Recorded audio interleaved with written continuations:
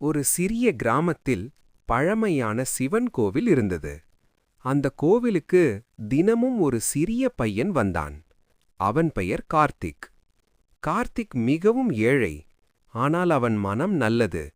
தினமும் கோவிலுக்கு வந்து, சிவபெருமாளே, எனக்கு பெரிய எதுவும் வேண்டாம், என் அம்மா சந்தோஷமாக இருக்கணும் என்று பிரார்த்தனை செய்வான்.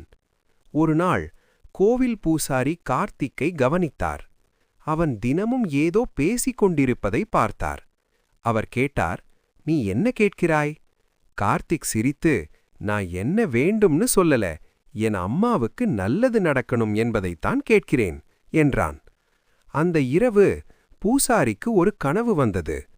சிவபெருமான் அவரிடம், அந்த பையன் மனம் மிக சுத்தமானது, அவன் வேண்டுதல் நிச்சயம் நிறைவேறும் என்றார். அடுத்த நாள் கார்த்திக்கின் அம்மாவுக்கு வேலை கிடைத்தது. அவர்களின் வாழ்க்கை மெதுவாக நல்லபடியாக மாறியது. கார்த்திக் இன்னும் தினமும் கோவிலுக்கு வருகிறான். ஆனால் இப்போது அவன் கேட்பது, எல்லாரும் சந்தோஷமாயிருக்கணும். கதையின் நெறி: தன்னலமில்லாத மனசு இருந்தா கடவுள் எப்போதும் நம்முடன் இருப்பார். இது போன்ற ஆன்மீக கதைகள் கேட்டு மகிழ கவின்ஸ் டைரி தமிழ் சேனலை சப்ஸ்கிரைப் செய்து வைத்துக் கொள்ளுங்கள். நன்றி, வணக்கம்.